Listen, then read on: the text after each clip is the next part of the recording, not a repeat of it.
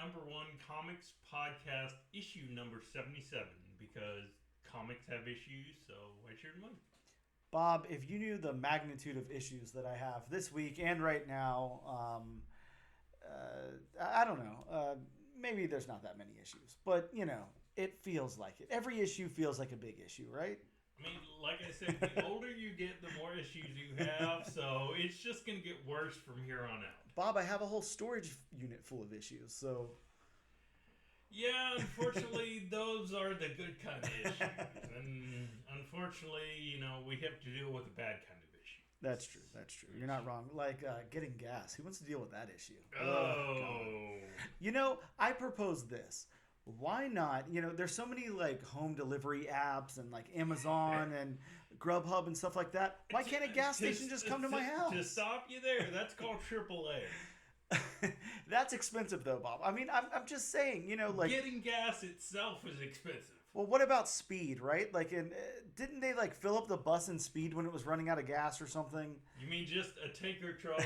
Or how about you've seen how they refill military planes in midair? Yeah, exactly. I mean, why not just have like an ice cream truck type of thing that drives around? They have like a little music playing. Come and get your gas. It's time to get gas now. And then you run outside and you're like, hey, I need gas. And then they just fill it up for you. Instead of an ice cream sandwich, I'd like 87 unleaded, please. Yeah. I love it. I mean, I'd pay an extra, 5 cents a gallon for that, right? Could be worth it. That would be kind of cool. Just you're in the middle of nowhere, you run out of gas, you press a button, send a bat signal, something, I love it. Send a gas signal, Yeah, all of a sudden, you hear John T. Toon, come get your gas, come pull up on us. Your gas. I love it.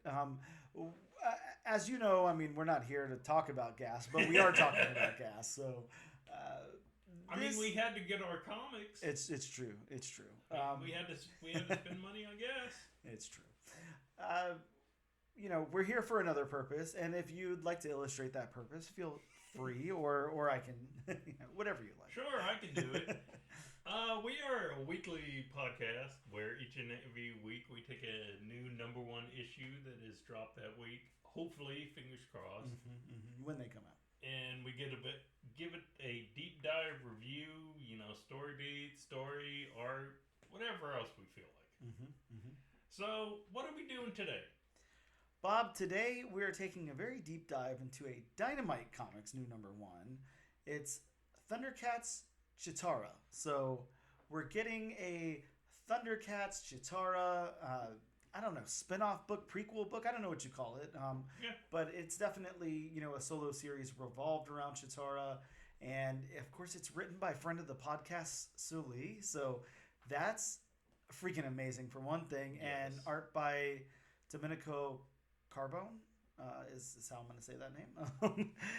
But, yeah, and look... of course, let me illustrate this as well, because this is very important to a lot of people. It's got a Johnny Quest number one sneak preview inside. I know. So. That kind of breaks up the story a bit. If you're a Johnny Quest fan, I can't say I'm a Johnny Quest fan. Yeah, likewise. But yeah, no, not really. But more into that later. But yeah, it does break it up. But yeah, like Bob said, we talk a brand new number one comic this week. We're doing Thundercats Cheetara. We also talk a little bit of comic book news sometimes. And we talk about what's new in comic book shops this and next week. I think with that being said, we'll take a quick break and we'll be back in just a moment.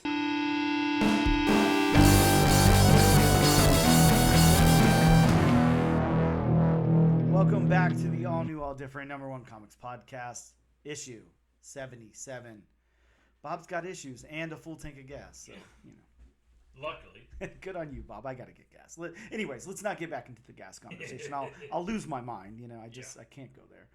Bob, this is normally where we talk about news, but there's zero news. It's like a weatherman, like reporting weather, and everybody's always begging for like a bright, sunshiny day. But the second that you're the weatherman and that's all you have to report on, it's kind of like, all right, well, it's just gonna be bright and sunny today. I was gonna say, everybody's hoping for a bright, sunshiny day, except them. Yeah, they're like, nothing much to talk about. I guess go over to sports and sports with Bob. Let me talk about a hurricane for 10 minutes. Yeah, exactly. They're like, come on. I mean, can we at least have like a 1% chance of showers? No? Okay. Well, nothing to talk about here. Can we have a threat of a storm front coming through? Nope, not happening today. Sorry. Back to sports with Bob. Oh gosh, yeah, we would be terrible news anchors. Yeah. Oh god, I can't even imagine. Today it is going to be sunny. Guys, it's gonna be hot. Stay inside with your air on. I mean, living in the South, I mean, that's, you know that already. Yeah, that's pretty much a guarantee. Although, you know, in the summer, we usually get like a nice shower. I don't know, none today. Either way, let's get off the weather report and get back to the lack of news. Bob, you suggested doing something else today, I did. And it's very topical with the book that we're covering. Yeah. Why don't we talk about some of our favorite childhood cartoons? Yeah. That sounds like a lot of fun. So we're going to go over some cartoons, you know, that we were really into in the late 80s, early 90s, basically. And, you know, maybe some of this will be nostalgia for some of you. Maybe you'll discover a new cartoon you never watched before. Highly unlikely, but, you know, you never know. And I don't know. If not, maybe it'll just be a fun conversation. Yep. Bob, you want to go first? Yeah, so my first pick, I may be I may be stretching the term of cartoon. Okay. Because cartoon is such a broad statement. Mm-hmm. But I'm going to bring up the first season of Power Rangers. Oh, man. God. Yeah, I'm with you on that. Power Rangers, jeez. What did you like about Power Rangers, Bob? Because I have a lot. I don't know. I mean, it was just the action, and it was just I guess the martial arts aspect. I mean, I guess that goes along with the action. I mean, I remember vividly, and you know, my brother was into Power Rangers also, so you know, I could watch it with him. But I remember vividly the first episode that came on. Yep. We had at my mom's house, we had a rocking chair, you know, in our living room. Yep. And I remember just, you know, scooching up in front of the TV. Just rocking back and forth and just not taking your eyes off the screen. Yeah, just rocking back and forth, being parked right in front of the TV. Oh, man. Yeah. Me too. So I was one of those kids, like, I also sat as close to the TV as humanly possible, but I sat on the floor. Well, I mean, we have a caveat as to why we, you know, sat so close in front of the TV. Yeah, we both need glasses now, I guess. I remember, here's a story for you, Bob. Now, this is an odd one. I had a good friend named Jessica. You know, I want to say we were in third grade. But I can't remember the exact year, but third grade sounds correct. And, you know, Power Rangers had been out for a little bit, you know, maybe I don't know, maybe it was into its first season. Maybe we were a few episodes in or something. My school had this big program promoting victory over violence at the time. I'm sure you remember victory over violence, definitely. Oh, yeah. Jessica and I were like I don't know what you called it. I don't know what the hierarchy was, but we were like the class presidents of victory over violence at our school. So Jessica and I, you know, preaching all this victory over violence, right? And you know, on the docket was, well, Power Rangers is super violent. You know, it is corrupting the youth and all the kids. You know, and that was our big thing. Great. We had to write like reports. They went in the school newsletter. We had to get on the intercom and talk about it in the principal's office and everything. And we're like, listen, fellow kids, don't watch Power Rangers. It is bad. And simultaneously, Bob, on, you know, the weekends and after school and everything, me and my friends were just watching Power Rangers, playing Power Rangers. We had the toys, everything. So what you're saying is, even as a kid, you were a hypocrite. A big hypocrite, Bob. I absolutely love the Power Rangers. My God, one of my favorite things ever. I remember having those big dolls where you would press the button on their chest and then their regular heads would flip to their helmeted heads. And I had the I don't know, the morphin coin. I can't remember what that's called, but I had those for each one, and I put it on my belt loop and everything. Man, everything. I do remember how to couple of the Zords. I do remember a couple of those. Yeah, man, Power Rangers. Wow, what an impactful show, and it's still like to this day. There's great comics coming out. I don't know how you felt about the, what was it, like 2017, 2018 movie, but there's a lot of good stuff Power Rangers still coming out right now, which is crazy to think about. All these years. Yeah, later, I know. Yeah, I'm with you on that. Power Rangers, phenomenal. Now the next one, the one that I'm going to go into is a little, I don't know, a little more straightforward. I'm sure you'll agree with this one, but maybe some of the listeners will be a little surprised. I don't know. I'm going to go with Batman the Animated Series because we all know I'm not a huge Bat fan. Geez. But man, the Batman the Animated Series, Come on. Yeah, such a good show. I bet you, I'm willing to bet. I'm willing to throw down money. I bet you, pretty much everybody who listens to this podcast puts Batman the Animated Series on their list.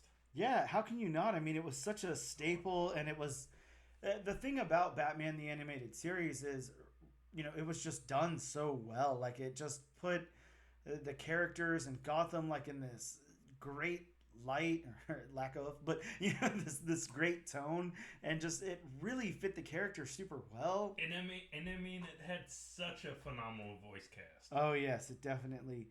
I mean, Arlene Sorkin in later seasons. I mean, of course, Mark Hamill.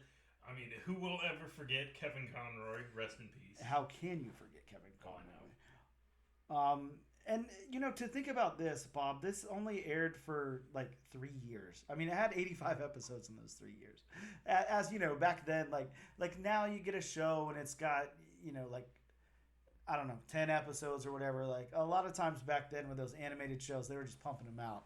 I think of some stuff like, I think it was like Mummies Alive. It's got like one season, but there's like 65 episodes in that one season. There's some really, really cool stuff out there. But yeah, that Fox Kids block, man, you couldn't touch it. Like it was so good. And yeah, the Batman animated series was just... Well, another thing that made it so well, look how many episodes just gave you the feels. Oh, yeah. I mean, it was Mr. Just, Freeze. Oh, my God. Right? I mean... Oh, my God. Heart of Ice. Yeah, it's still... Oh, my... That's one of the best cartoon episodes of all time. It really is. And I mean, still to this day, you can watch that and still feel all of that. It's just... Oh man, yeah, some really good stuff. So, fun fact: a lot of people may not know about Batman the Animated Series.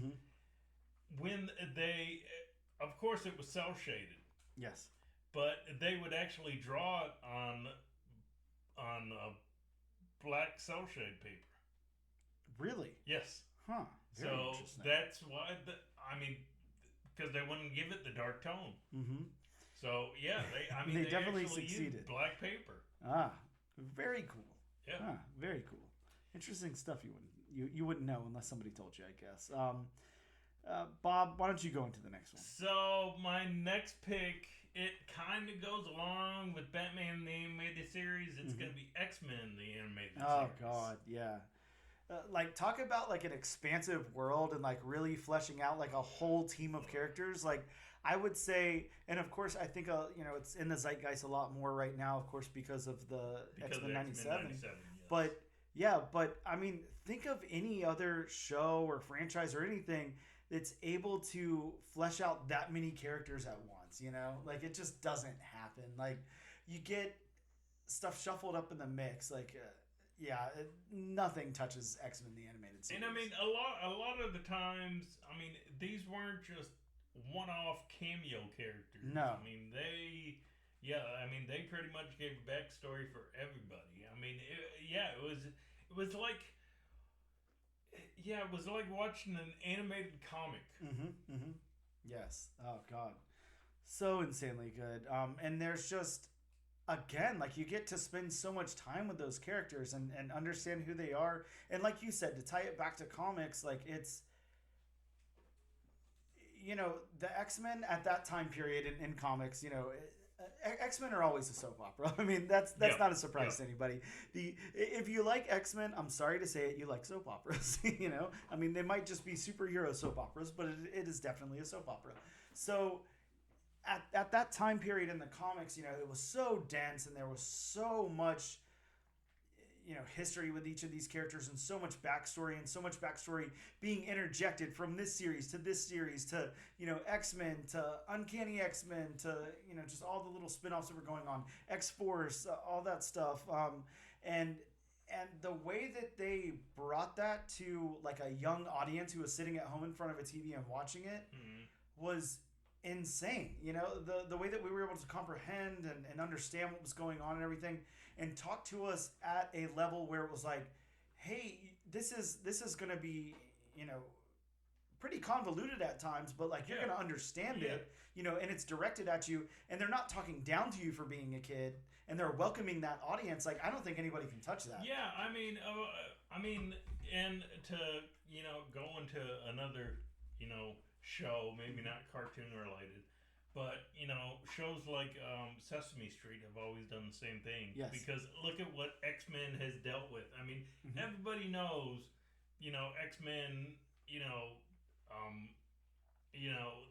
They talked about not only action, but you had the concept of love, you had the concept of loss. You had the concept of hate and bigotry. I mean, and of course it's in comic form, but I mean, they would most people probably learned about those concepts, because of shows like that. Yeah, exactly. There was some really important topics being discussed, and it was never preachy. Like, it fit to the storyline, absolutely, but you understood, more about bigotry and more about, I guess, rather, accepting people for who they are, accepting others for what they are. Even though, these were mutants and they were a different race than us and everything, it still made you feel like, why don't they just accept them? Why don't they just accept who they are and embrace them and like have a loving relationship with them versus, hating them because they're different. Like, that's definitely something I think a lot of times as a kid, like, you don't understand unless you grow up around that. And I know, neither one of us grew up around that.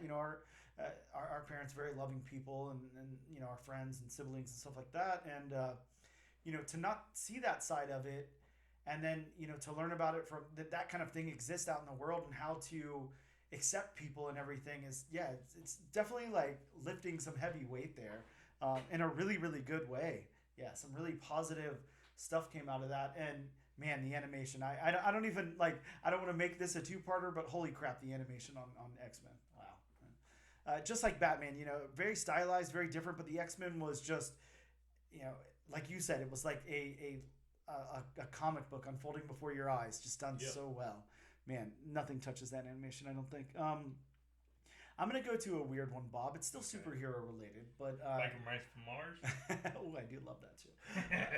Captain Planet and the Planeteers, Bob. Oh, wow. God. Speaking of learning a whole lot, and you know me, I'm like a Did bleeding you learn heart. how to recycle from that show? Exactly. I'm like, I want justice for the world, and I want everyone to do the right thing and all that, and maybe a lot of that was shaped on Captain Planet. Speaking of gas, Captain Planet would not approve. Yeah, very true. Captain Planet would be like, come on, get your Tesla. What's going on here? But Captain Planet, it's just, okay, Captain Planet was preachy. And I'm going to walk back my last statement on X-Men, the animated series. Captain Planet was very preachy, but God did it work. Like, it executed very, very well. It was such a fun show, and it just, again, like, you had this team, and they worked in unison, and they had their rings, and everything worked. So tell us right now, you and your friends, yes, will you always heart? Well, I'm trying to remember who I would play for Captain Planet. I do know, again, going back to Power Rangers, I mean, God, the only thing that fills up my entire mind is us playing Power Rangers, and I was always Zach. I always wanted to be Zach. I thought he was the coolest Ranger of all. But yeah, with the Planeteers, I don't know, man. That might take a super deep dive. I might have to really get into that one to figure out who I played there. But wow, just some cool stuff, man. I loved Captain Planet. Some really really fun stuff. What do you have next? So before I say Banana Man, which yes, that was an actual thing. Go look it up. Don't look it up. Don't look it up. So I'm actually going to say it's very topical as to what we're talking about today. I'm going to go Thundercats. Oh yeah. Oh my god. God, Thundercats was good. Thundercats was so good, and I can't remember what year it was now, but just within my short memory, they tried to do like a reboot of it or something, make it really goofy and stuff. And the Netflix reboot. Yeah, and it didn't work because, Thundercats like took itself seriously, but not like in a bad way. Like it was again like it trusted you as an audience member to live in this world to I don't know, be a part of what was going on and everything, and it was just. God, the characters in it just so well thought out and so good. I just didn't like the animation style. It was, for Thundercats, it doesn't need to be that anime. Yeah, no, I agree. Yeah. It got way too Japanese anime. Yeah. But I don't know. As a kid, I was always drawn towards of course, as a kid. You're always drawn towards the action, all that kind of stuff. Of course, Thundercats, definitely has one of the most badass villains of all time. Oh yeah, yeah. So one of the most. Yes, one of the most. Yes, but yeah, just. God, I don't even know, what to say about Thundercats. I loved it so much. I watched it religiously. Like, have you gone back and watched any Thundercats, like in, recent years at all? Honestly, I haven't, and I'm kind of surprised I haven't. Yeah, definitely something you should do. Really, really cool, really fun. The animation's great. The voice acting is good. Like it, yeah. You have a lot of fun going back and watching Thundercats. If I'm not mistaken, it was pretty much I think it was by the same animation house that pretty much did all the cartoons back. Oh yeah. What is it? Was it Funimation? Was it Funimation? I don't know, Bob. I don't have that in front of me, but it could have been. I can't remember. I saw a documentary on all that kind of stuff. Yeah, I'm with you. Thundercats really really good. Next up for me, Bob, and I know you're gonna have comments on this one. I know you're gonna have stuff to say. He-Man and the Masters of the Universe. I loved He-Man. Yeah, that was probably my second favorite cartoon. Yeah, He-Man. Like at our age, who didn't want to be? I know. What 5 or 6 year old didn't have a He-Man figure? Yeah, I had everything. I had the Castle Grayskull. Oh, I love Castle Grayskull. Man.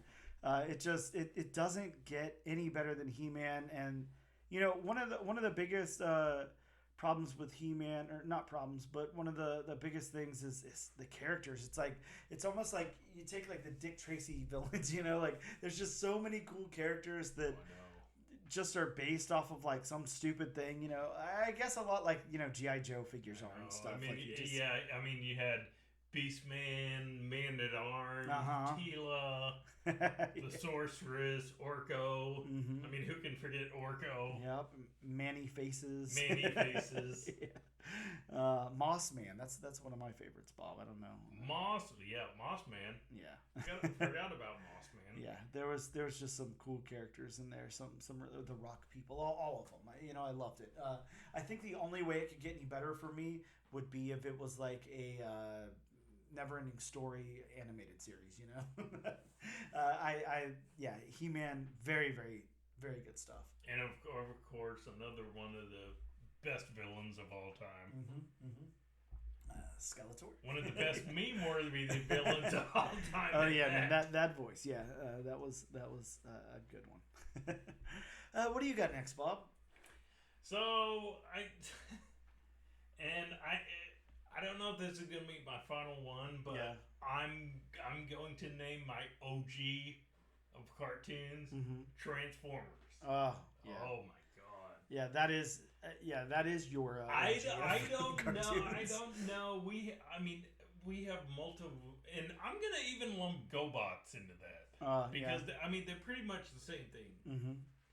But of course, one is a little more cheaply made than the other, and not as badass. We're not going to reveal which one that Bob's talking about. But no, we have. There are multiple home movies that my dad shot around Christmas. I had to be maybe 5 or 6, yep. and I would just. There's one video in particular that I've seen. Of course, I don't remember it, but I'm standing there, and my mom's at the dining room table, and she's got one of my Transformers, and I'm asking her to put it. I guess I'm asking her to put it together or whatnot, and help me, please, Mom, help. Pretty much. But just the characters in there. They had such great characters in that, and the animation hiccups aside, because there were a lot of continuity errors. But what do you expect from animation back in the 80s? Yep. Especially animation at that time that they were pumping out on a weekly basis. Oh yeah. You're not talking about like Dan said, like 10 episodes a season. No. You're talking about like 40, 50, 60 episodes a season. Yeah, and pumping out is an understatement. These things had, deadlines weren't even a thing. They're like, get it to me now. Oh yeah, get it to me yesterday. And they would have like 6-7 months worth of program. Yeah. Just sitting there waiting to be aired. God, imagine, That didn't necessarily say that those episodes were ever going to see the light of day because if the numbers weren't great. Then, you just had. The show just ended. And that's how things were back then, and not to say not to sound like an old guy, but not to say it's any better or worse, but it was definitely very different. It was very. Now it's like you play it safe. You're like, let me put out see how it does. Yeah. If not, we'll pull back. If not, we won't produce the next few episodes or whatever. No, they weren't doing that. Again, they would have like 6-7 months already done, and that's not necessarily saying you would see that content. Yes, yeah, just crazy. But yeah, going back to something like Mummy's Alive with that single season, and I just pulled it up here, 42 episodes. So it did it. They were like, I don't know if we're gonna get a season 2, but we got 42 episodes for season 1. Like that's intense. Not much I can say about Transformers because I was never a Transformers guy, but Transformers is that's hands down my all-time. That is favorite. Bob's life. You guys can't see Bob's shirt, but it is a Transformers shirt. So, ironically, I didn't wear it for this. Well, I don't know if I believe you, but okay. Yeah, I'm with you. You didn't know we didn't have any news today, so I'll give you a pass, I guess. But now my last one, I'll go to my last one here, and I want to do a little bit of a guessing game. So I'm gonna read the premise, but I'm gonna leave the character names out, and you chime in when you know who it is or what it is. Sorry. This series revolves around a 11, later 12-year-old boy who wants to be another face in the crowd. But by possessing a vivid imagination and a strong sense of right and wrong, he is more likely to stand out. He keeps a journal, which he treats as an autobiography, as he records numerous experiences over the series, which range from learning to dance to getting a bad haircut. He and his family move to, I can't say the name of the town, Doug. Yeah, man. The journal gave it away. Bob, Doug shaped my life. I can't express to you why, other than. Did you have a Patty Mayonnaise too? Oh yeah, of course. Yeah, of course. I'd say her name here, but let me spare her the embarrassment if she ever. Did you have a Roger Klotz? Yeah. Not really. I can't say I was ever like very. Oh, I had many Roger Klotz. Yeah. I had a pretty okay childhood, but just something about this show and something about the realism of this show, and then when it takes off and it's not realistic at all, also, but it like plays with imagination and all of that stuff. Like, I think that I appreciated that more than the fantasy worlds that the other cartoons were bringing us into.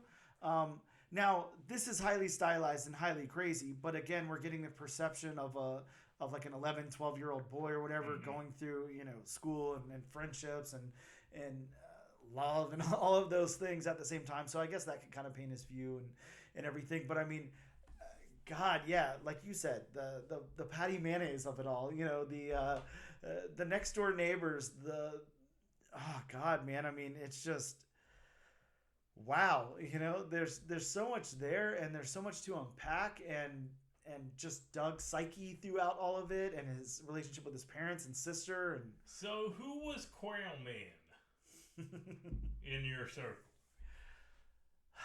I don't know that I had one. No Quail Man.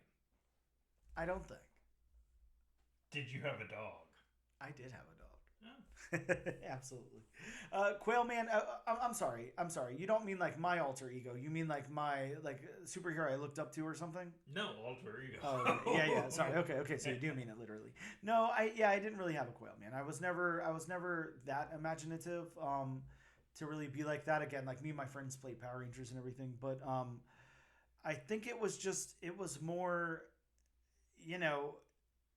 just this approach at looking at life through those eyes, through that lens, and going to school and having to deal with, look, you and I both know we were, sometimes you're around really popular kids. Sometimes you're around I don't want to say losers, but, way less popular kids. I feel like, most of us stood somewhere in between that, and that's an awkward place to be. Like, you don't really know where you fit. Sometimes you think you're rubbing elbows with the most popular guy in school or whatever, and then later he pushes you in a trash can. I mean, it's all bets are off and everything's up in the air, and you don't really know where you stand at that age. And then I don't know, the love of your life walks by at the same time, and just, I mean, it was such a realistic but extreme look at life in the early 90s to me. It just works so well. And is such a wonderful cartoon. So just to interject for a minute, you said you and your friends played Power Rangers. I had on the street I grew up on, and the street my mom lives on.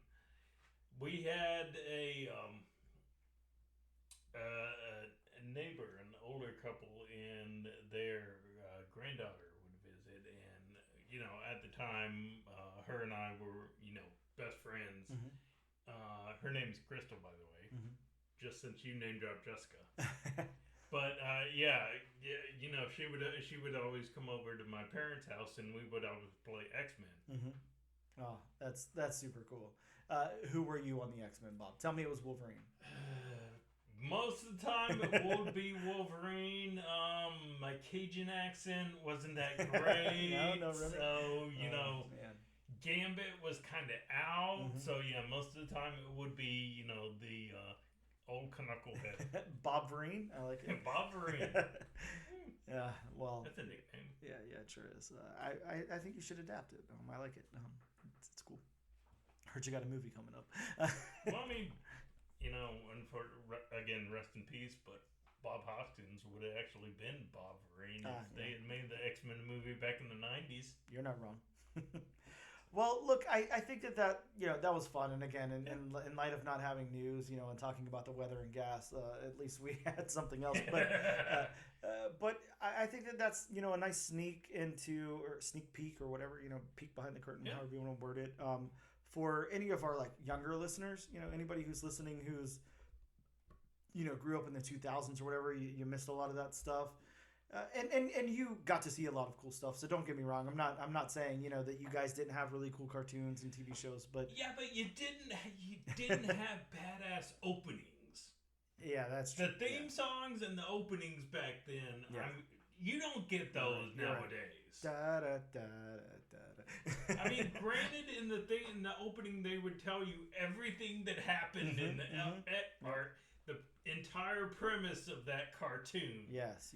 But I mean, that was one of my favorite parts, though. I think, just when Bob and his dog crash landed to the planet Earth. I mean, you can't sit here and tell me that the Batman the Animated Series, theme song wasn't one of the most badass theme songs ever.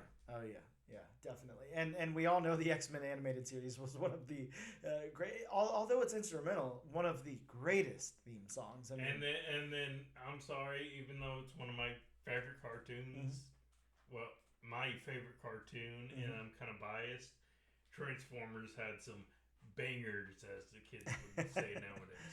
Yeah, very true. And just to clarify, Banana Man was a show that ran on Nickelodeon, but it was originally imported from overseas.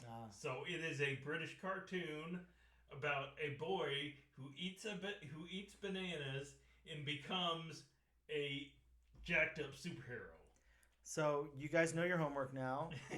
Make sure you look Go up watch Banana Man. Yeah, and report to us. I say this. Leave a comment somewhere on social media and let us know you watched Banana Man. Hey, I watched Banana Man. Yeah. It was cool. Hashtag ANAD Banana Man. If you guys can remember that, hashtag ANAD Banana Man. If you do it, I will send you a prize for sure. So check that out. Hashtag Banana ANAD. Oh God, that's very confusing. ANAD Banana Man. With that being said, Bob, let's take a quick break and we'll be back to talk about some comics that dropped this week.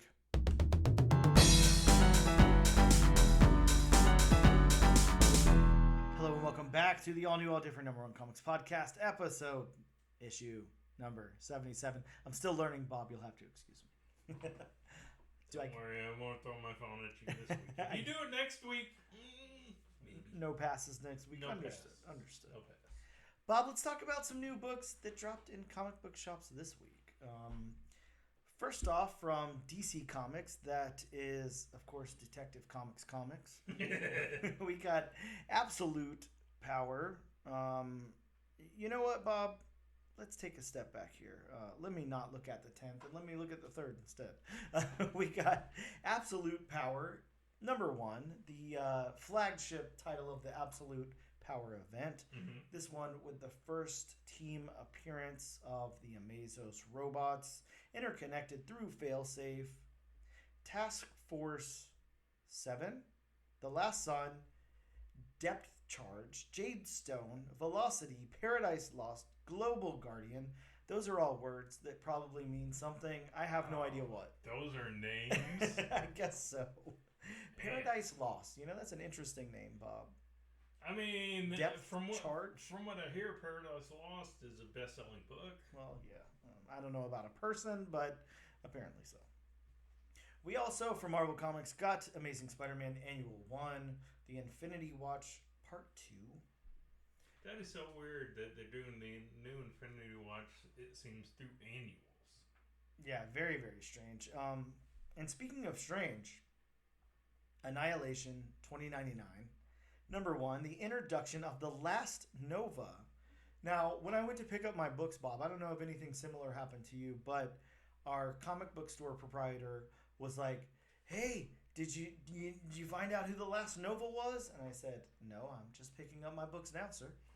And he said, I'm not going to tell you because I don't want to spoil it here. And I said, son of a bitch. Now I don't know who it is. I didn't pick up this book, so I'm going to have to read that. I should have picked it up because we all know the superstar writer Steve Orlando is tasked with writing like all of the 2099 books apparently because he does them so well. And yeah, I want to check this out, but I have a bad feeling it's going to be one of those like hot books in a couple of weeks or something. I don't know. Well, mark my words, we'll have to come back to it and see what happens. But yeah, I don't know if I'll get a copy of that. Back over to Detective Comics, Batman issue number 150, a 48-page oversized issue with a absolute power event tie-in backup story. Bob, absolute power, Batman, failsafe, yes. So there's a main story, and then the big event going on is the backup story? Yeah. That just seems weird to me. Oh, and especially being a flagship title. Yeah, like Batman. The flagship title. And Bob, let me say this. I said there was no news this week. I forgot one piece of news that I will interject and say right now. Okay. DC Comics, Detective Comics, back on Wednesdays. Yeah, they dropped the Tuesday thing. About that. I forgot about that. Yeah, if anybody at all was picking up their DC Comics on Tuesdays, which I don't know anybody that was, you can't now because they're back on Wednesdays again. Yeah. Don't ask me what the reasoning for the Tuesdays was or the reasoning back to Wednesdays, but it's just a thing that's happening now. Who knows? Back over to Marvel, we got the event tie-in to Blood Hunt, Black Panther Blood Hunt issue 3. Speaking of Blood Hunt, we got Blood Hunters issue number 3. And we also got Doctor Strange issue 17. So those are our Blood Hunt tie-ins. I don't know. We'll see if there's more. From Image Comics, Free Agents number 1. Heroes from another universe who were defeated during a major event attempt to adapt their lives to Earth. So interesting. Yeah, kind of an interesting concept. I like that. I'd love to see where that goes. I don't think I picked up a copy of that, but they look like it might be a little hard for them to adapt to life on Earth. I mean, they don't exactly look like normal people, so we'll have to see how that goes. Back over to Marvel Comics, The Life of Wolverine, issue number 1, an overview of Wolverine's history. Just what we needed. Bob, we got Moon Knight, Fist of Khonshu, issue 0, a prequel of Moon Knight, Fist of Khonshu, and the return, spoiler alert, of Mark Spector as Moon Knight, back from the dead. That didn't take long. No, but we needed the moon to to bring some light back to the Earth. That is true, which, I mean, that is actually such a cool workaround if you think about it. Yeah, I love it. I actually love it. And we also got a surprise one per store variant, like I talked about before. Bob, there's a copyright over there if you wanted to take a peek at it. There you go. But yeah, one per store variant for that. Now, here's a book, Bob. This is from IDW. Now, if you had to guess what would be the hot spec book pick of the week, would you say it would be a Sonic the Hedgehog book? Because Sonic the Hedgehog issue number 70 with the debut of Sonic's Phantom Rider suit. Don't ask me why, but this is apparently a hot book this week. His Phantom Rider suit. Mm-hmm. So is it basically just Sonic and what was the is it Caretaker? The Ghost Rider? Bob, just check out this suit. I mean, come on, man. Doesn't get any cooler than that. We got a black helmet, a pointy black helmet. If you could imagine the Black Racer mixed with the Maker. I like it. Yeah, make sure you pick that up. Bob, back over to Marvel. A first appearance here. I know that I hope you got a copy of. That's all I can say. The first appearance of Kitty Cat over at Spider-Man Reign Spider-Man Reign 2 issue number 1. Of course, this one written by Kare Andrews. Man, I have not cracked this open yet, but I cannot wait to do so. It sounds so cool, and like I said, it's got the first appearance of Kitty Cat. Whomever that is, I can't wait to find out. Maybe Felicity's daughter? Felicia's daughter? Could be the Black Cat's daughter. Only one way to find out. Here's a book I know that you'll have some interest in. Marvel Comics, Star Wars Inquisitors, number 1, with the first appearance of Tensu Run, a Jedi Knight. Bob, does this character exist outside of comics that you're aware of? No. Okay, so made up brand new character. Inquisitors there. Of course, we have Thundercats Cheetara, number 1, with the origin of Cheetara. I don't know. I mean, could you call that an origin story of Cheetara? Like, wouldn't you imagine origin would be like? To me, it was more of an, and we'll get into this more, when we do the review proper. But to me, it was more of an origin of the Thundercats as a whole. Yes, I agree. But I guess maybe throughout the series they could go into Cheetara's origins. Right. Who knows? For Marvel Comics, Wolverine Deep Cut #1, and also X-Men Blood Hunt Psylocke #1, the first appearance and death of someone who I cannot pronounce, the slit-mouthed woman from Japanese folklore. Bob, that's pretty scary. Oh, I mean, feel free. It's that name down there. If you would like to try to pronounce it, I would love to try to hear it. Kuchisaki Onna. Oh, yeah. Well, just, make me look like a jackass. That's fine. I mean, I'm not saying that's exactly how you pronounce it, but I have heard of that, being from Japanese folklore. So. Well, I'm glad that they heard you say it instead of me trying to stumble through it, because that was not going to happen. Those are some of the new books that dropped in comic book shops this week. We'll be back in just a moment to talk about Thundercats Cheetara #1.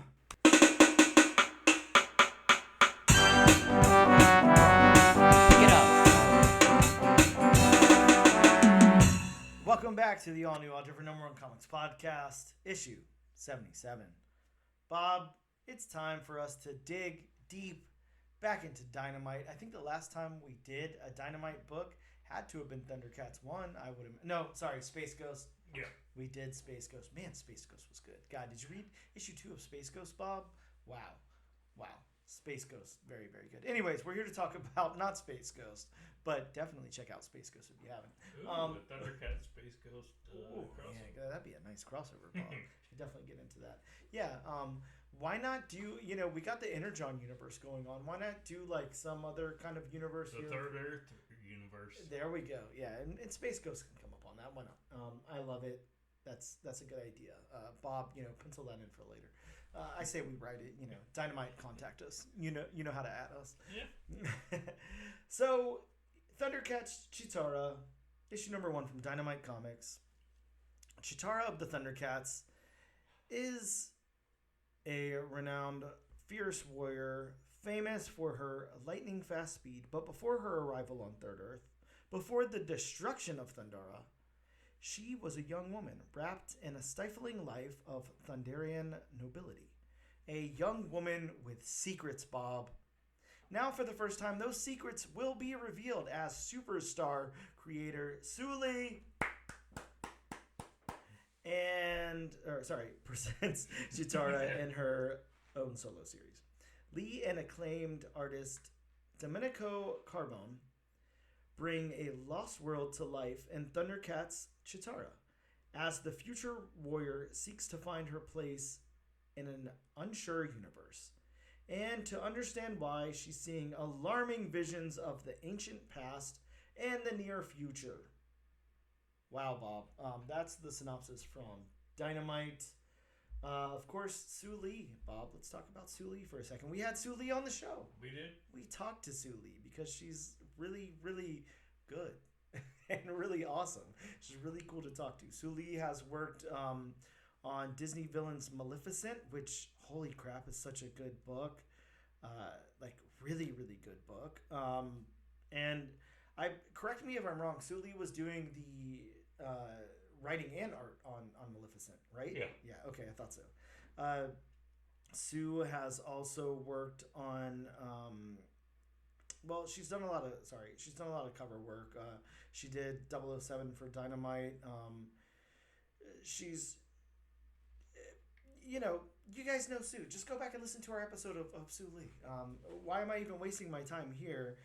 Go back and listen to that because Soo was awesome to talk to, and we definitely talked to Soo. So, which speaking of cover, of course Dan didn't pick one up, but I did. I picked up a very nice Soo Lee. Yeah, man, that Soo Lee cover variant. Yeah, so good. Yes. God, that's a wonderful cover. So how about the artist then, Domenico Carbone? Domenico really hasn't done much. This is really Domenico's first work.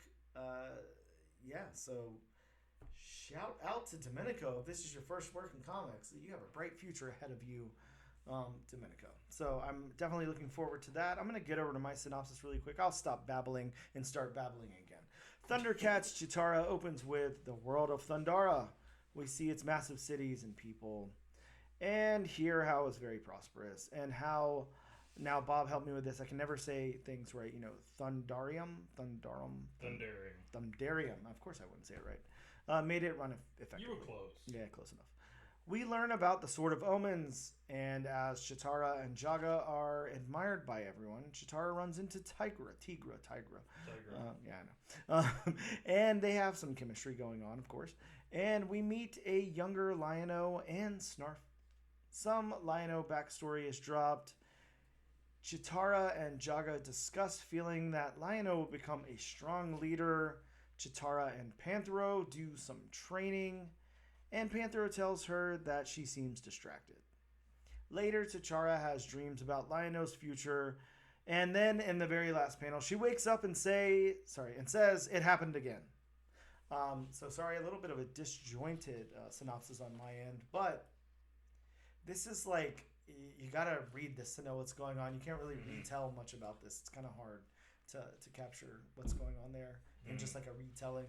So the story beats, Bob. How did you feel this move from point A to point B to C to D to the end there on that cliffhanger? I do. I like how the story beats moved. I mean, I thought, they flowed.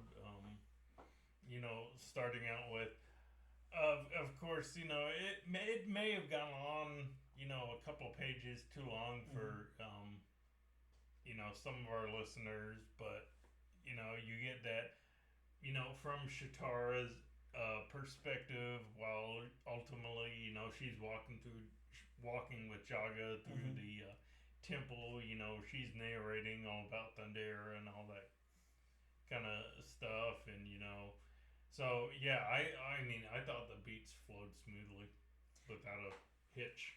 Yeah, and here's one of the things that I really liked about it. This isn't necessarily beats, I guess it's just overall story, but I like that Soo Lee is able to kind of interject something that we, like, in all this history of Thundercats and everything that we have, a franchise has been around for, like, quite a while. We don't ever really get to see much of what's going on Thundera. Like, no, this is like all new information that Soo's putting out there. So I like that about Soo. Like, Soo is not scared to be like, okay, let me create some backstory here on Cheetara and Thundera and everything. I would be terrified. I'm not gonna lie. I mean, there, as well as I do, there's like a lot of fanboys for this kind of stuff, and if you mess it up or if you do something you don't like, or your continuity, errors or whatever, like. But I like how Soo Lee just took the ball and ran with it. Like, I think that's really, really cool. And I don't know about you, but I kind of want to know about these other warriors on Thundera. Yes, I definitely want to learn about them. Really, really cool stuff. So we got that. Yeah, and sorry, back to the beats. Like, yeah, I feel like it's flawless. Like, it moves really wonderfully. It was nice to see, again, it was really nice to see Thundera and like in everyday life happening on Thundera, and a younger Cheetara and Lion-O and all of those characters, and I really like that. I mean, that is cool, seeing a younger Lion-O, because I mean, even in the cartoon, we never got much of a younger Lion-O. Yeah, it's really interesting how, like, in all this time, we haven't really seen any of this stuff. And now Soo Lee and Domenico are out here, kind of fleshing it out. I think that's really cool. So, next up, the dialogue. Now, this is probably going to be a big one. Nail the dialogue of these characters, these beloved characters that we know so well. I'll let you go first here with the dialogue. What did you feel about the dialogue? What did you feel about these voices? See, I thought the voices matched the characters. I mean, of course, we get the older, wizened Jaga. I mean, we get the, confident, steadfast Cheetara. Yep. I mean, we have the serious Panthro. Yeah, we do. and even though he's younger, I mean, we read Thundercats even when he's grown up, so Mhm. to speak. I mean, Lino is still a child at heart, so he still has that childlike innocence. Yeah. Yeah, and I really thought that Sue like absolutely nailed the voices of all these characters. I think the Mm-hmm. dialogue fits perfect. I like the interaction of the people on Thundara and um, Chitara and Jaga and everything. I thought that was really cool. Yeah, I think the dialogue was hitting on all cylinders there. That is kind of a, and I think that's the of course, I think this is the creative choice, but how Shitar is basically the adoptive mother Mm-hmm. of Lino. I don't, as far as I can recall, that was never a thing in the cartoon. I mean, of course, it's been many many years since I've watched it, but that's actually kind of a cool creative choice. Yeah, very cool. Yeah, I liked that a lot. I thought it was cool as well. The narrative of the story, Bob. I would say narratively, yeah, this definitely works. The narrative here works. We're again seeing Thundara, in its prime before its destruction and everything. Mm-hmm. It's almost it's kind of sad, honestly. Like it's almost like Because you know what's gonna happen. yeah, it's almost like and you'll be able to relate to this feeling. It's almost like watching the prequels and you're seeing like this young spunky Anakin or whatever, and then you're like, no, You know what's I know gonna happen. I know what's gonna happen here. Damn it. Then it's like watching Superman nowadays. Yeah, exactly. I mean, you know what's gonna happen to Krypton. Yep. Yeah. But I think it's very like sad or not. I think it was very impactful. I like the way it's so prosperous and it's so nice and clean and everything. It's like there's harmony. Just everybody's getting along. I'm sure if you pulled back the curtain a little bit, maybe there's something. But we're getting this like really nice society. That's working really really well.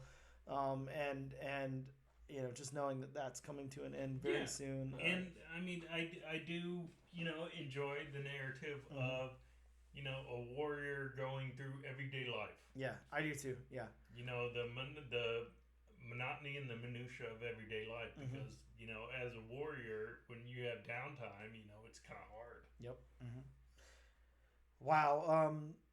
Okay, the world building. The last thing in the story part. Excuse me. Here. Sorry, yawn break. The world building, I will say, I feel like I've said this on quite a few episodes, but my favorite part, like the world building here is really, really good, and it's not, it's different because to take something like the world building when we did Thundercats #1, it's very different from taking the world building of this Thundercats Cheetara. Like we're getting Thundera, the world building of that and all the characters on it, like. In a way that we've never known any of it before. We've only known Thundera like in small flashbacks here and there. We've not seen it in like this kind of scale before. We haven't seen these younger Lion-O and stuff like that like this before. Well, yeah, they're introducing that. They're bringing Thunderum, to the world. Yep. How all the weapons are built from Thunderum. Yep. I mean, how what part that plays. I mean, talking about the Sword of Omens and Thundera, basically the original Thundercat, who the planet is named after. Yep. So they brought him into the world. I mean, yeah, they showed a new cast of Thundercats. So to speak. I mean, so yeah, they're doing a really good job fleshing out this world.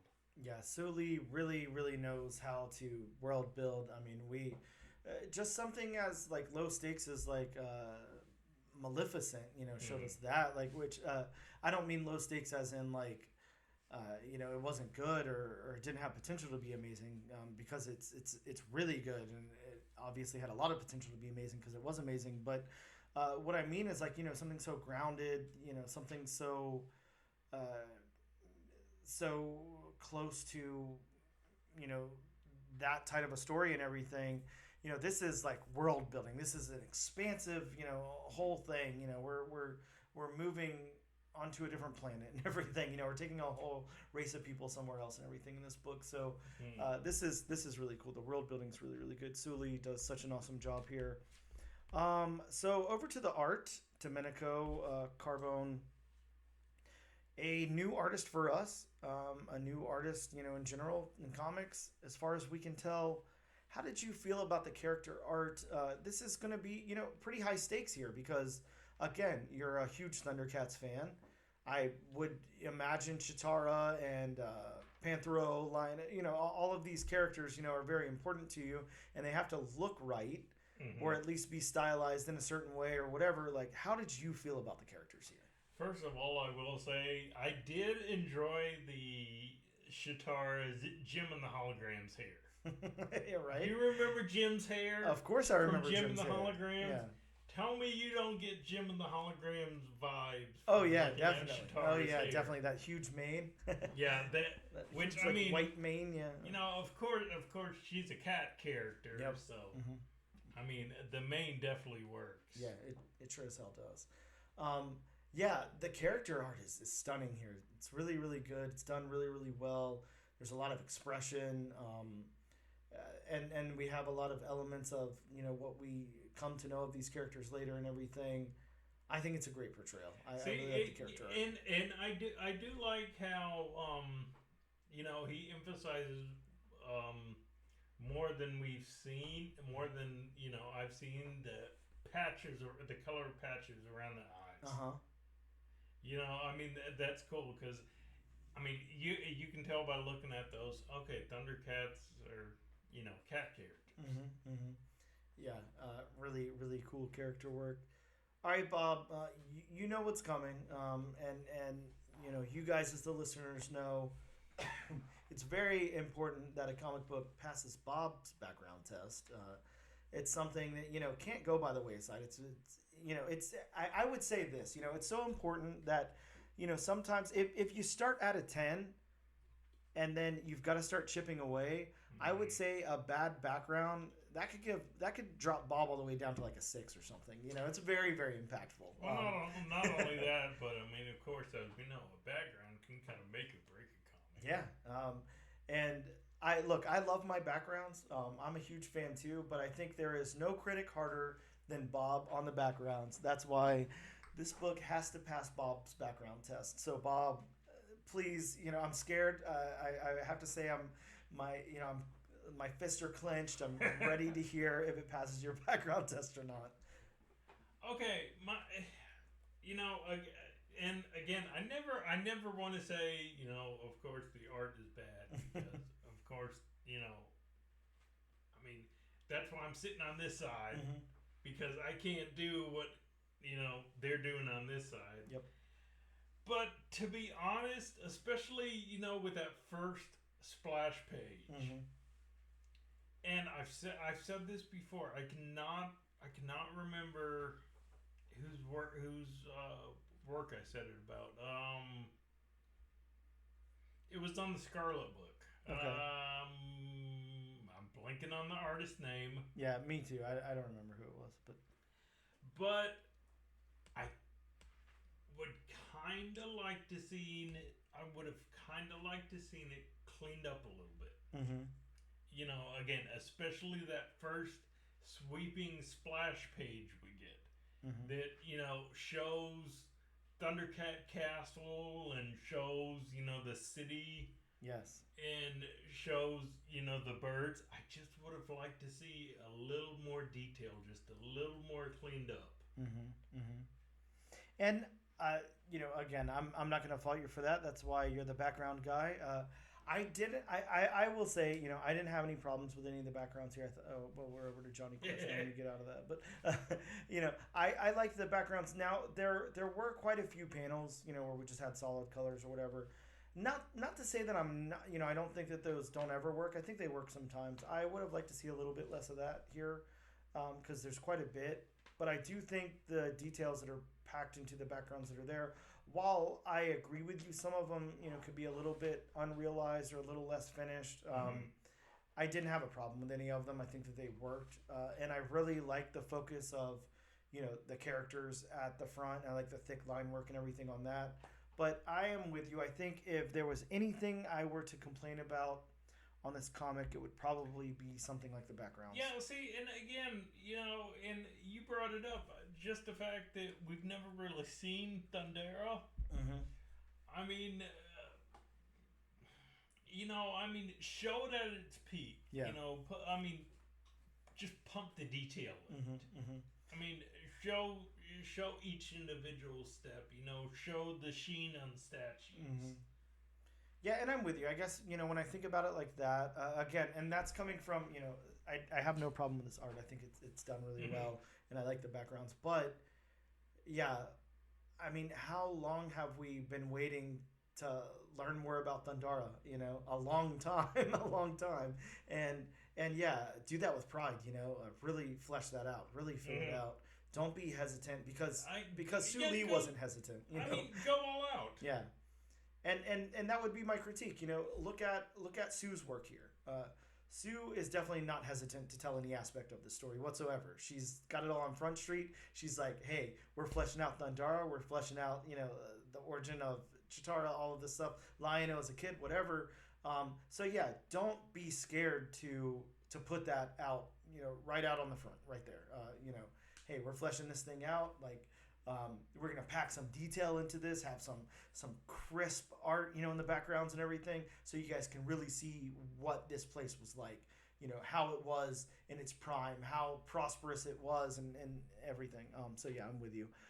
How about the locations, Bob? I don't know. Locations are kind of weird in this book. I don't know. I feel like most of it just really kind of takes place outside, like, in Thundera. I really love the few, like the couple of opening panels and then the opening splash, like those locations. It's like we're kind of over the sea, and then we peek over mountains, and then we, get the temple and everything there. And then we. Yeah, I was gonna say the locations are gonna be kind of centralized. Yeah, yeah, but it's nice. I like the locations, and I like the. Whenever they go inside the temple later and see everything, that's sort of moments. Yeah, the temple has kind of like that Egyptian temple vibe. Yeah, well, yeah, I'm getting a lot of Egypt and ancient Rome and biblical stuff out of this. Yeah. It's really cool. The locations are really, really cool. Even like the outside locations where Cheetara and Lion-O are like running around and stuff. The kind of I don't know what you call that. The greenery and stuff is really cool and interesting. Like, yeah, there's. And then you have the car with the gold wing doors. Right? Yeah. Back to the Future pops out, and yeah, that was cool. Yeah, definitely. I'm with you. The locations worked. All right, so colors. The last thing before we wrap this up, and I'm probably gonna have to attempt it for you. Yes, please, Bob. I won't even come close. That's a name that I cannot pronounce. Chiara de Francia. Wow, Bob, we even got the roll of the tongue. Yes, we did. That was a good one. I don't bring it out often. But wow. I hope I pronounce your name right. I liked it. The roll was nice, Bob. It was definitely nice. How did you feel about the colors here? I like the colors. Yeah, I think they work well with the art. I think they work well with the tone. It's very, it's like we have a lot of earth tones. Nothing's really muted. I hate that I keep turning to this this Johnny Quest preview because it just keeps messing me up. But I'm kind of hoping as the comic goes, because of course we all know where this comic is going. Yes. Especially if you know Thundercats lore. I'm kind of hoping as this comic keeps going, the colors do get kind of a little more muted the closer we get to Thundera's destruction. Yeah, Bob, I'm not gonna lie. I'm hoping we don't see Thundera's destruction here. I can't do it, Bob. It's sad. Yeah, but it's already been foreshadowed. Come on, leave it out of the book. I don't want to see it. I'm gonna cry, Bob. Who wants to watch a 40-year-old guy cry over a comic book? Our listeners, that's who. All right, well then, the most important question of the podcast, the thesis. What we do here is. The point of this podcast, Bob, is here. I'm gonna explain it to you. Okay, you and I take a look at a brand new first issue comic book. Okay. Okay. We break down the story, the art, all of that stuff, And then what we do is we let our listeners know if we think that they should move on to issue number 2 or not, or add the comic to their pull list. That's what we do, Bob. That's the service we are providing here. So please let us do our job and let you know if we think that you should move on to issue number 2 or not. Bob, I don't know. You want to flip a coin? I can go first. You can go first. Whatever you like. I mean, first of all, if you're a fan of Soo Lee, then you definitely do want to pick this book up. Yeah, this is some top-notch writing from Soo Lee. Absolutely, completely agree there. See, and I mean, these kind of books are always hard for me because when it comes to like G.I. Joe, Thundercats, Transformers, I'm always going to be a little biased. Sure. You know, because I mean, those are near and dear to my heart. But yeah, I'm definitely going to say for our readers, you know, if you like Thundercats and you want to know more about, you know, some of these characters, which hopefully they, you know, do more of the characters. But you can definitely learn more about, you know, Cheetara if you want to learn more about, okay, this is what Thundera, you know, was like before, you know, what happened. Yep. I mean, pick up this book. So, yeah, I would definitely recommend this to our listeners, and I'm definitely going to be continuing on this. Yeah, and I echo that sentiment, you know, all the way. This is written very, very well. The art is really good. I'm really impressed with the artwork on this. Absolutely. I knew Sue was going to write a good book, so I wasn't worried about that. But man, did she deliver! But yeah, the art in here is awesome too. So 2 really good creators teamed up to you know, play in a universe that I really love a lot, and you can tell they have fun with it and they take it seriously at the same time.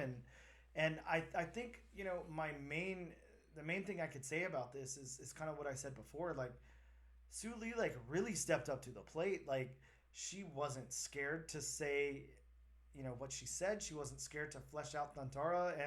And I think that is like a bold move, you know, given that this is such a old, you know, franchise. It's something that, you know, a lot of us hold very close to our heart. You know, a lot of us 80s, 90s kids. This is a really important, you know, impactful animated show that we watched, you know, that we love, we still love. And, you know, to go in and flesh out the background of that is really cool. And she does it really, really well. And the art's really good. Yeah, you know, to go more to that point, you know, I was thinking about it. Just the fact that it is such a, you know, a beloved franchise. Yeah. I don't know. I just don't know how people are gonna, you know, respond to the fact that they are fleshing out Thundera. You know, just because we really didn't get to see a whole lot of it. Yeah, no, agreed. And I think it's really cool here. I think it's cool to do it this way. And I don't think they could have picked anybody better to like really flesh it out than Soo Lee. So yeah, I'm really I love it. I thought it was a really good book. I will absolutely be moving on to issue number 2. I suggest you guys read it, add it to your pool, do everything you got to do to make sure that you continue the story because it's really good. With that being said, let's take a moment and I don't know, we'll be back to talk about more comics that are coming out next week.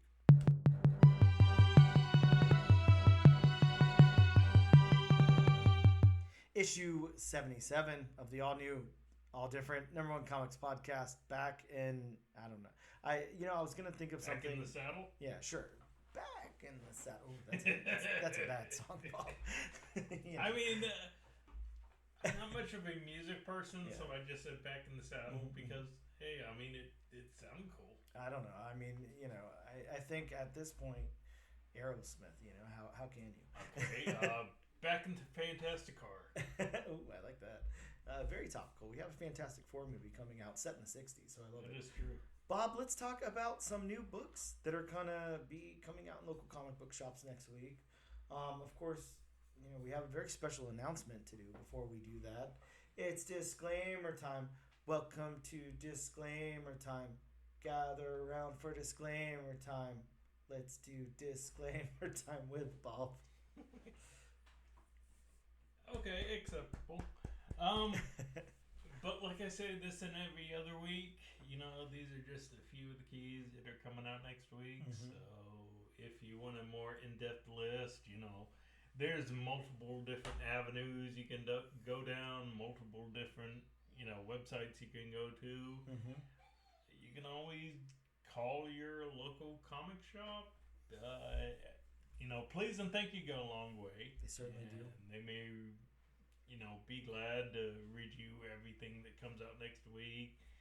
Maybe the artists, the writers, short description, write a 500 word paper because we all know papers have to have word limits for some reason. Yeah, of course. I mean, you want to make sure you get enough bang for your buck there. There needs to be plenty of words on that paper. You could always send, Dan's favorite Harry Potter out. They are my favorite. I do love the Harry Send Potter a unicorn. Yep. Mm-hmm. Drone, smoke signal. Mm-hmm. You got anything else?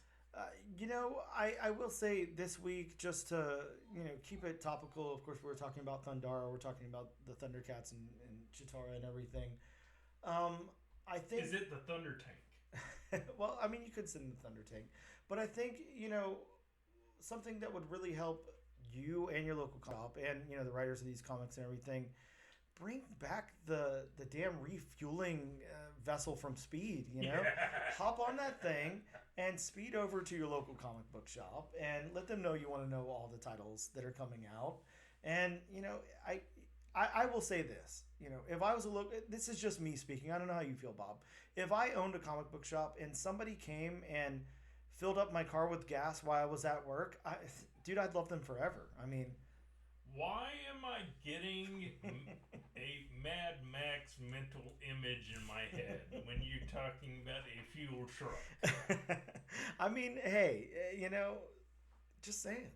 Guys with guitars and 100 amps on their vehicles, just fire spitting from the guitar handles. Maybe you know me too well. Maybe that's the problem. I don't know, though. I mean, they say gasoline and fire don't mix. I haven't tried it myself. I know when I watched Zoolander, it didn't turn out well, so I don't know. But,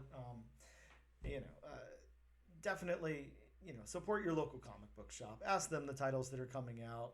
And, the best thing that you can do in all seriousness is be a good patron of those shops. Shop there, shop locally, buy your comics. I don't know.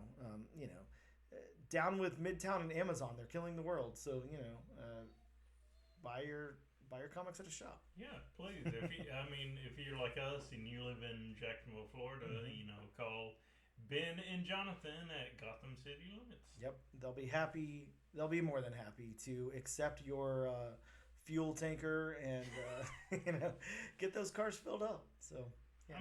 Ben does have a Buick SUV. Very true. So, gas is kind of pricey for him. Yeah, it's not cheap. No.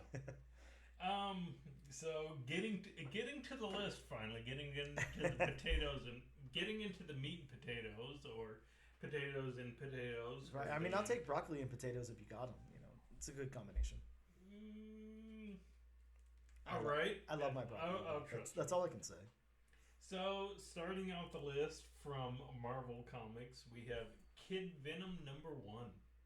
Okay, Kid Venom #1 coming out next week. I can't believe it. That is the world of Kid Venom expands as new characters and dangers are revealed. Such an interesting cover. Yeah, man, I dig that cover. It's pretty metal. So, from going to Detective Comics, that is very weird to say. I gotta say, a comic I don't think many people were asking for. I know I wasn't asking for. I'm pretty sure you weren't asking for. We have from the DC Vault, Death in the Family, Robin Lives #1.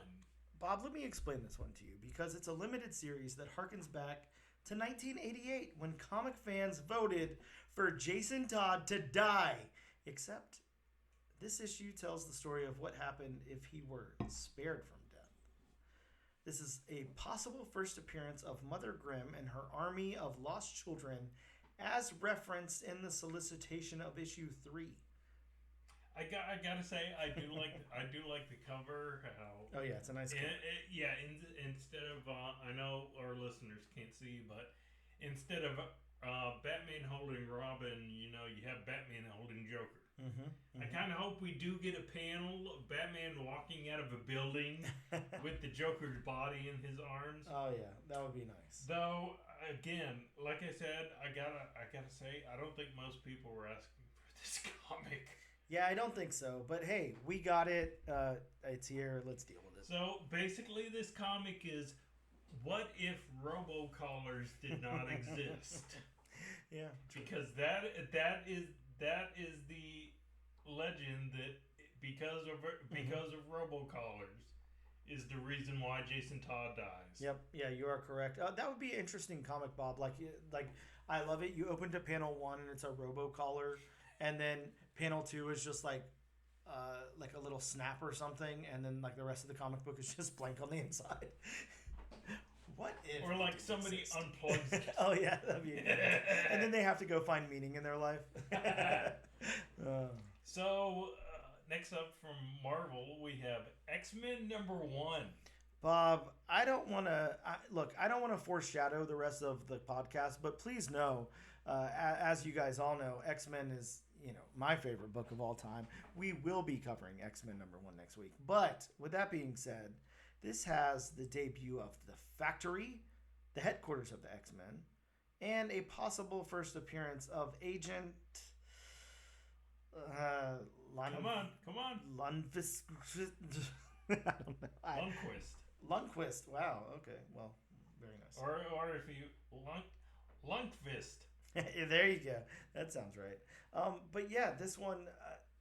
Just look at the roster, Bob. That's all I can say. Just look at the roster. Yeah. Next up, sticking with Marvel, we have Giant Size Silver Surfer #1. Yeah, where the hell did Silver Surfer come from, and why is Silver Surfer back? I don't know, but I'll take it. I love Silver Surfer. Yeah, this looks fun. That cover is so 90s. It is.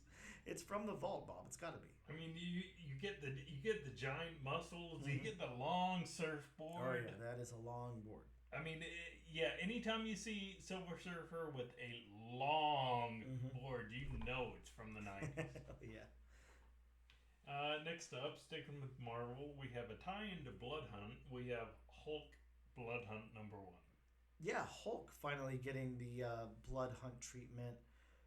Tie into that event. I don't know. I'm excited to see what happens here with Hulk and the Blood Hunt event. Like, what I'm trying to think of, have we ever explored Hulk being bit by a vampire? I was about to ask you that same question. Have we? It had to have happened at some point. Yeah, I'm sure it has. We've got vampires in the Marvel universe. We've got a Hulk. I'm sure it has, but I mean, could the Hulk become a vampire? Ooh, God, can you imagine a vampire Hulk? Which one would be a vampire? Would it be Bruce Banner? Would it be just a Hulk? Would you have all those other personalities becoming vampires? Joe Fixit. This could be very cool. This, I think this is the problem now, Bob. And now we've put it out on record. So if this is just like the other one-shots where it's those characters, a day in the life of dealing with the Blood Hunt event, and they're just killing vampires or saving people or whatever, and Hulk is not bitten by a vampire, then we just wasted our opportunity to write Hulk the Last Vampire. Oh, God. What a fun series.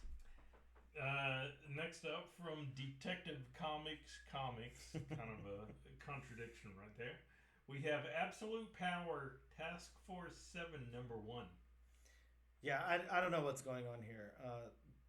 The Last Sun Rising, we've got, I don't know. See Captain Marvel on the cover. Yeah. This is interesting. I'm kind of guessing just by the way the actual title of the book looks, we may get Steel. I'm guessing. Next up, going back to Marvel, we have Star Wars Ahsoka #1. Yeah, Bob, a big book for you. Ahsoka, Yes. the first appearance of Balin's Skull, the first appearance of Shin Hati. Hati. Hati. um, Ahsoka, you guys know the hit Disney Plus series Ahsoka. Well, here it is in comic book form. A David Nakayama cover at that. Yeah. Next up from Marvel, we get Annihilation 2099 number 2. Oh man, Steve Orlando's back at it again, making all the 2099 stuff happen. Bob, this one, okay, let me say this first and foremost. Sometimes these like first appearances and stuff are really goofy and like they're like so stupid sounding and whatever. It's a little bit of spec, it's whatever. This one sounds really cool. A first appearance of Star-Lord 2099, a Wakandan tech goddess. I'm picking this book up, Bob. This is really cool. Really, really cool. So, yeah, I will be picking up this Annihilation 2099 issue 2. Yeah. I mean, you gotta fear those tech goddesses. Yeah. They're gods of tech. It's true.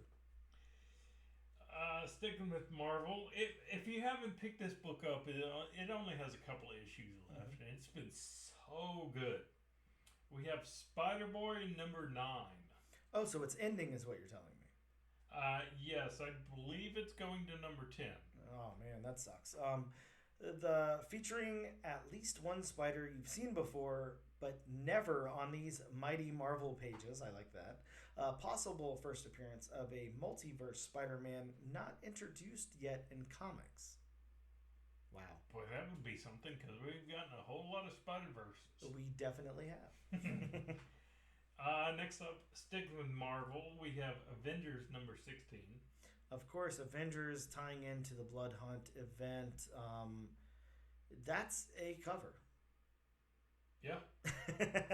Yeah. It sure is. Wow. And, you know, it just makes you realize how big Hercules really is. This is very true. You know, the perspective there. Man, that's a big guy. Wow. And finally, from Detective Comics, we have Green Lantern number 13. The origin of Theranos. I don't know how to say that word. Theros? That's good enough for me. Yeah, sure, whatever. Good enough for Bob, good enough for me. Here's the point in the show where, you know, we would be spinning a wheel to figure out what we're going to be covering next week. What wheel? Yeah, no wheel this week. Bob, you know what we're covering next week. A book that I am very, very excited about. I mean, you already spoiled it. I did already spoil it. Written by Jed McKay, penciled by Ryan Stegman, inked by J.P. Meyer, colored by Marte Garcia, lettered by Clayton Cowles, edited by Tom Brevoort. Wow, he doesn't do that for everybody, folks. No, I sure don't. This is the book that needs no introduction. X-Men number 1. From the ashes. Krakoa's gone. But the X-Men remain. Always. Cyclops lead because that's what he does. Beast builds because that is what he does. And from their new home in Alaska, Bob, the X-Men raise a flag of defiance. Mutant business is their business. Join Cyclops, Beast, Magneto, Psylocke, Kid Omega, Temper, Magic, and Juggernaut as new forces in the world move into position, battling for the destiny and philosophy of the mutant species. Wow. That's a synopsis. It sure as hell is. I can't wait to see what kind of shenanigans Kid Omega and Magic can get up to. I mean, this is just going to be crazy, you know? This is a crazy team. We have a bunch of crazy X teams coming up in all these other X-Men books. But, yeah, this one's pretty wild. I can't wait to read this and cover it with you, Bob. It's going to be so much fun. Yep. Well, that about wraps us up for this evening. Thank you guys so much for tuning in. As always, check us out on all the places you can check us out on. We are on Instagram at ANAD_1 Comics Podcast, on X at ANADNO Comic Pod, on TikTok at ANAD1 Comics Pod, and on YouTube under the Comic Book channel. Use our hashtag AllNewAllDifferentNation to be entered in our weekly giveaway where you can win a copy of Soo Lee's Thundercats Cheetara #1. And as I said before, you know, use the hashtag Banana Man. And I'll send you a really cool prize. But I'm only going to give you 1 week to do it. So, if you want a really cool prize, hashtag hashtag ANAD Banana Man. We'll see you guys next time.